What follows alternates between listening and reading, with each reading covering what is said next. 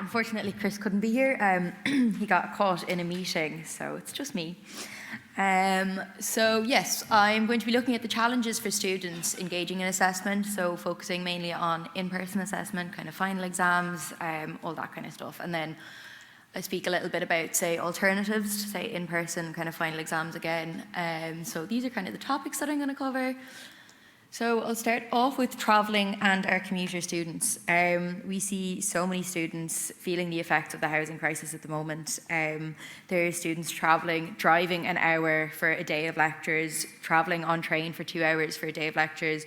That's one thing. It's, I think, a complete different thing when you see students on a train from Dublin to Cork for the sake of like an hour exam. I got on the train in Dublin, funnily enough, and met a student carrying a book, and I could just notice on the side of it, it said Crawford College of Art and Design Library, and I was like, there's no way you're going all the way to Cork.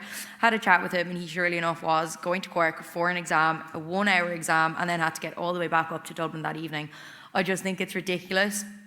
Like, I think students are losing out on their younger years due to not only like the amount of work that they put in for the exams, but then the amount of travel that they have to do to actually get to the exams. These commuting hours are insane, and yeah, so that would be kind of one of the first challenges that we see. Another one is work. We see students working part-time, full-time to fund their education. I myself am a full-time master's student, and to put myself through college, I'm working full-time.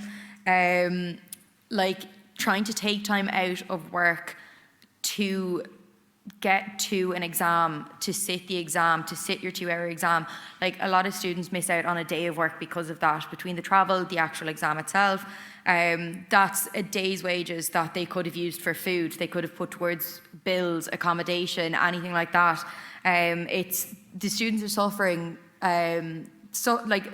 foregoing their wages to sit these exams, just because it's in person, and we're not seeing any other kind of way being brought in. Not any other way being brought in, but we're not seeing any kind of leniency here with, say, students who wouldn't be able to make it because of work.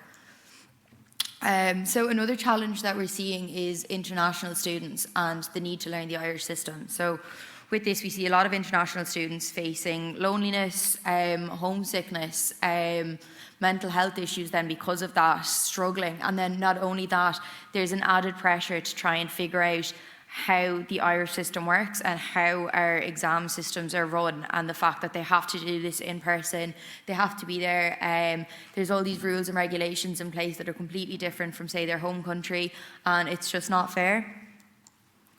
So then unforeseen circumstances. So when we were putting together this presentation, we were saying, okay, well, there's also the case of, say, family affairs could pop up, someone could have a bereavement. With an in-person exam, it's not so easy to come up and say, right, yeah, brilliant, like, this has come up, but like, I'm still gonna just put through my IEC, my individual extenuation circumstances form when I'm going through this time. It's no problem for me, yeah, not a bother. It's not fair to ask that of students. It would be a lot easier, say, for someone to ask for an extension rather than to ask for an extension, just to send off a quick email rather than go through this whole process while they're going through this hard time, this difficult time in their life. In-hall exams, so this again kind of ties back into students who are working full-time or part-time. So as lectures kind of finish up, students would ask for more kind of full-time hours. They'd move from part-time to full-time, say in the summer months or whatever.